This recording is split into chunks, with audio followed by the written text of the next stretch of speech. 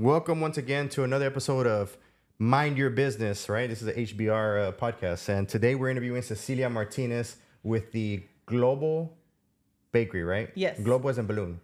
Globo as in balloon, as with a lot of people know, but actually in the world of bakery, Globo is a whisk.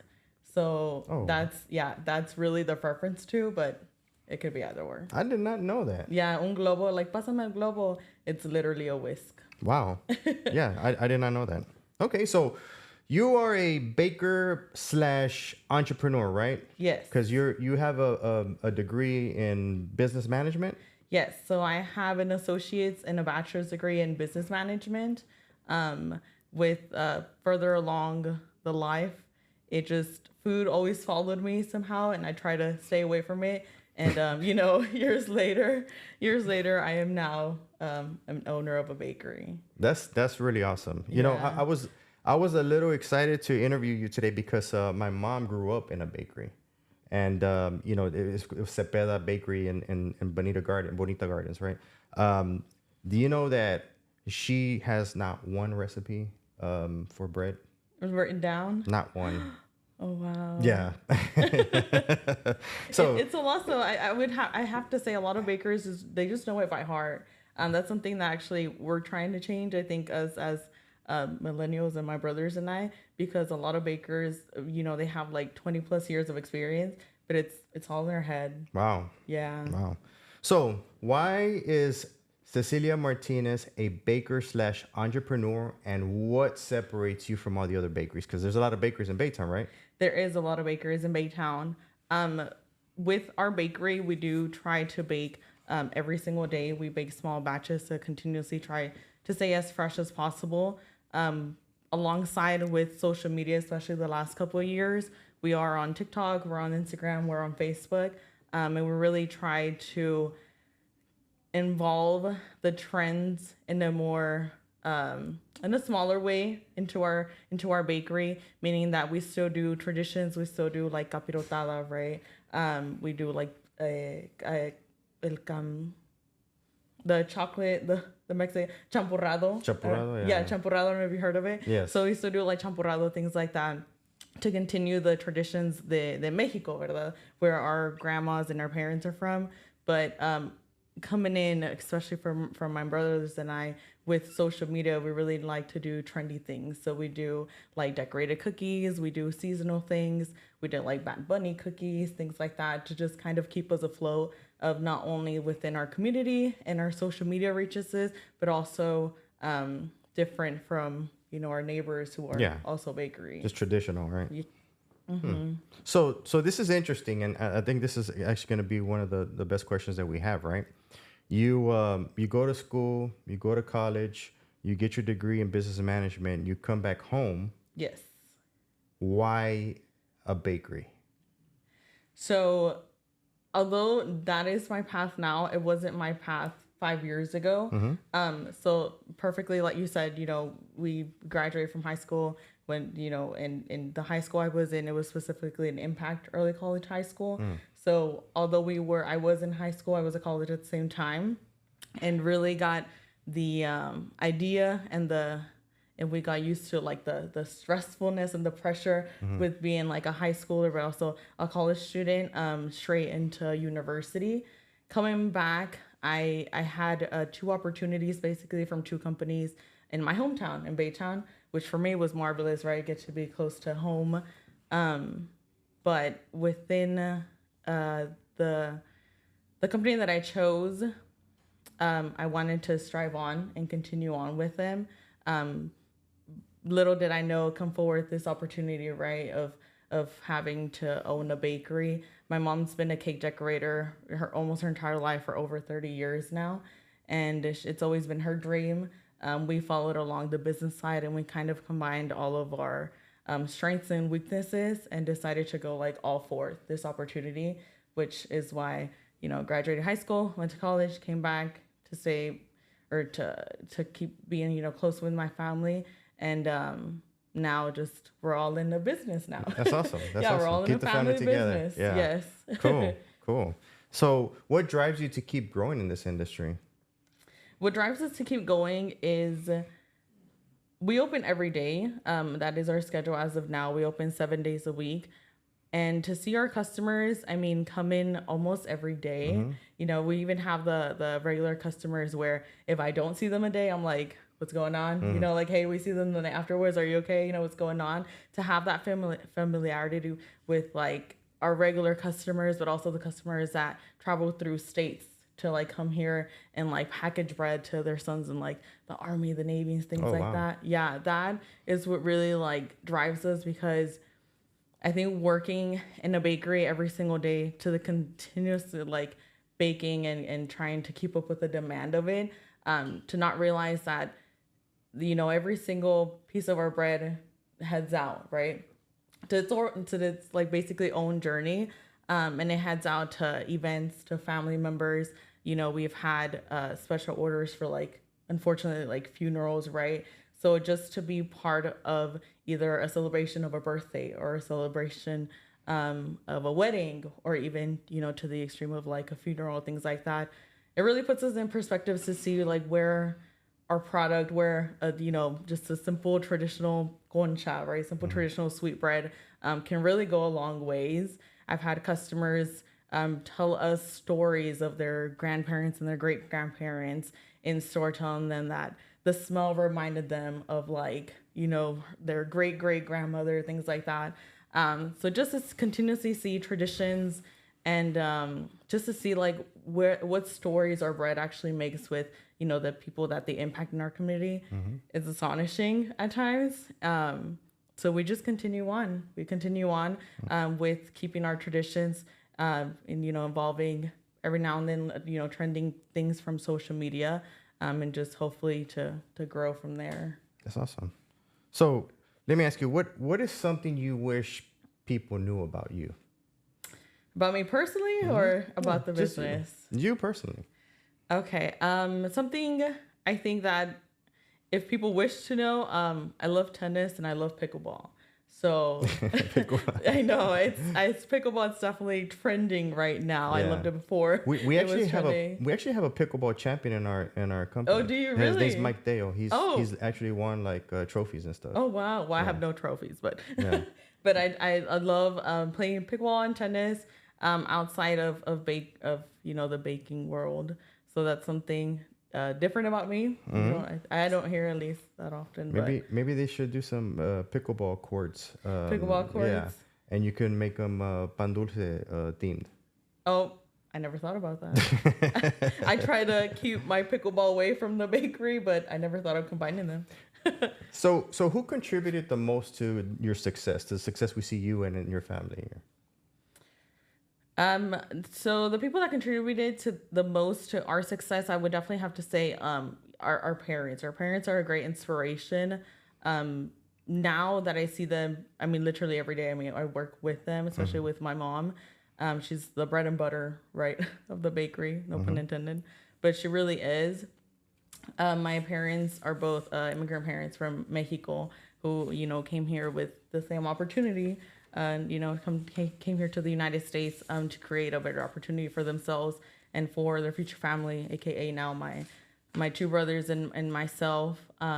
Seeing them every day, I think, you know, seeing them strive, and no matter what, you know, striving and continue to get their family up and going.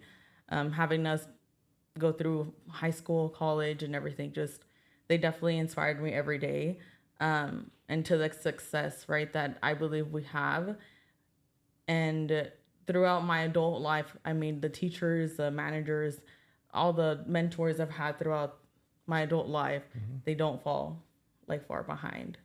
Yeah, but that's definitely awesome. You know, our parents. Yes. What's your parents' name? You look in the camera, shout them out, say hi to them. Okay, well, hi, Bonifacio and Ramona. They are both my parents' name. Oh, cool. You said Bonifacio? Bonifacio. I can spell it out for you. Wow. Okay. So let me ask you this, right?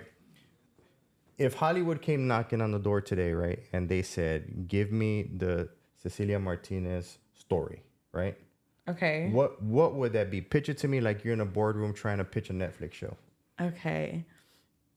So Cecilia Martinez, the daughter of two Catholic immigrant parents from Mexico, came to the United States for an opportunity that not only do we see us being grateful having every day, within the stresses of it, within the losses and the wins of it, but an opportunity that continues to grow, because we choose to, because we choose a path to do that. But yeah, Cecilia Martinez. That's awesome. That's an awesome story. That's a very intricate. That was a great question. I've never been asked that question. So it's kind of strange saying it out loud, right? You're like, a little bit. Yeah, I want to watch that movie. Yeah. So let me ask you this: why did you decide to become a baker? Okay, I think before deciding to become a baker, I really decided to go all into this business. So like I said, I was working with a previous company who, actually I gave a fair warning to my family. It was like, hey, like I will go all in as much as possible to El Globo Bakery, to this family business, but just know that I internally want to continue within my own career. Originally, right, that was a plan. Obviously, life throws you all kinds of swirls. Yeah. And it didn't. I ended up choosing a Global Bakery as a full-time career. And the reason why I chose it was to really, as I appreciate the relationship I have with my parents, is to see my parents more frequent, right? And also to see the business and to help out to the business and see, we have this idea of its potential, where it might go. And I would love to be like a part of it, alongside of my parents and my brothers, and decided to 100% go all in to the bakery and the business baking. I mean, I'm not the profession to make bread. Mm-hmm. So the next step to that is being a baker. So long story short, I'm a baker. That's awesome. Yeah. I mean, and that's a good reason. I mean, to keep the family together and stuff. Yes. I'm actually trying to do that myself right now. It's a lot tougher than it seems. A lot of people don't understand. There's a lot of behind the scenes things that you just have to go forward, with looking at your mom as a business partner, and then looking at your mom as a mom. Yeah. You have to separate it. Yes. But it's doable. Doable. It is definitely.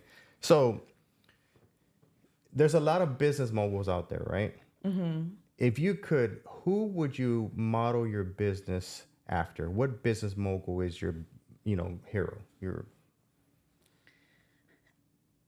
I don't think I can compare my own business or our own business with another business. On the contrary, I think I'm a little against that. I think we all have like our own paths. Mm-hmm. But I did take inspiration from Joshua Weisman. So Joshua Weisman, he's on all social media platforms, but he's like my favorite chef on YouTube, basically.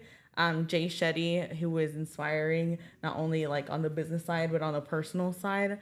So personally, I take those two accounts into consideration when just trying to kind of evolve in our business. And so Joshua Weisman and Jay Shetty are two big ones. That's awesome. Yeah, definitely. So let me ask you this. Now I'm going to get into the, because, business always seems so great, right? From the outside. From the outside. Looking in, right? But, was there ever a time that, you got so caught up in this business, so caught up with everything that you just lost track of yourself, lost track of what your goal was and what you were trying to do? Yes. And I say that yes, very affirmative, because I definitely bounced back from that. Although it took time, I did bounce back from that. But my business, we signed off technically right on papers 3 days before the global pandemic. So 3 days, huge opportunity. We have no idea what we're doing. Really, this is our first time having a business. And then 3 days later, basically, I mean, news-wise, worldwide, this pandemic happens. In order to make bread, for example, you need like milk, eggs, and flour. The scarcity of the global pandemic at that time, I mean, there was such limited products to obtain. And I mean, we literally survived based on those the scarcity of the product at the time. So it was definitely a tough situation, a very stressful situation. An entrepreneur, our family giving it all to this business, global pandemic. We have new guidelines every single day for a community, for the food industry. A lot of unknowns based on like product wise. So I definitely think the first year or two we encountered struggles that, I mean, we didn't know we were, right? Just like I'm sure a lot of other businesses, even though it doesn't have to do with bread, flour, and eggs, but still. And we definitely went down a path where like we just have to give it our all and like see the little tiny light at the end of the tunnel, and just keep going. And thankfully, the first 2 years, although it was rough, we learned so much. So to be grateful to kind of go through that stress and go through that scarcity and learning so much. I mean, going forward, I mean, we're 5 years in now. So that's awesome. Yeah. I really never think about it, but yeah, a lot of people did struggle whenever the pandemic started, Yes. For my industry, right, in real estate, the pandemic started and everybody said, let's buy a house. Let's buy a house with the pool. Yeah. With a pool, with everything at it. So every entrepreneur has a weaknesses. What are your 2 weaknesses? My 2 weaknesses, I would say one that I learned recently, not that at least that impacted me the most, and it was, I guess it now was clear to me, was waiting. So I think a lot of times, including myself, we wait for like an event, we wait for a right moment, we wait for the right angle, we wait for that right picture. And it's a lot of waiting that sometimes without knowing, we can put ourselves in.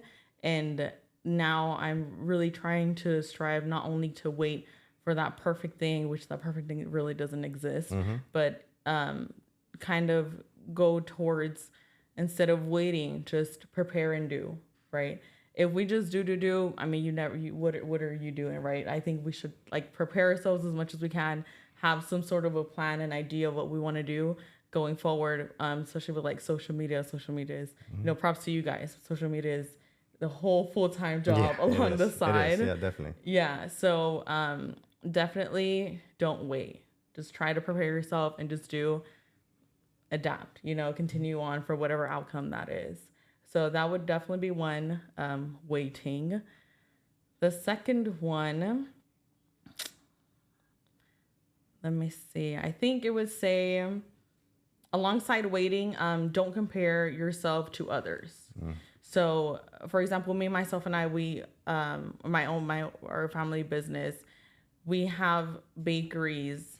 I mean, as neighbors, basically, we have bakeries right down the street, through multiple streets in our town. And it can be a little easy to compare yourself to the success of others, whether it be on a social media post, whether it be on a holiday, right? And the most important thing that I've learned throughout this entrepreneurship is try your best not to compare with others. We're only human, and we see everything, and everything is so clear now, especially with social media. Everything's so open and public. It's so easy to see and compare, but also see and get inspiration from it, from it to get to, I guess, to work on your own business. But definitely try your best not to compare to others. Everyone's on their own path. My parents always say, el sol sale para todos, right? There's room for every, it's like, and I constantly look at sol sale para todos, like everyone has an opportunity. And everyone's path is just going to be different no matter what. Definitely. And social media will have you thinking that you're behind on life. Yeah. You're behind on everything. But, since, we do this podcast and we do social media, that's our job, is to make everybody, shine. But I have sat many people in this chair and have been on this podcast. And I realized that everybody has the same, issues as we have, and dealing with the same thing. There's nobody is safe from adversity, So yeah. But yeah, well, I really enjoyed this interview. Thank you so much for joining us. We're about to start the podcast. Okay. But go ahead and look into that camera and tell us where they can find you on social media and anything you want to say about your business. Okay, my name is Cecilia Martinez. You can definitely find my family business on social media as El Globo Bakery Panaderia. We are on TikTok, Instagram, and Facebook. And thank you for having me. Cut.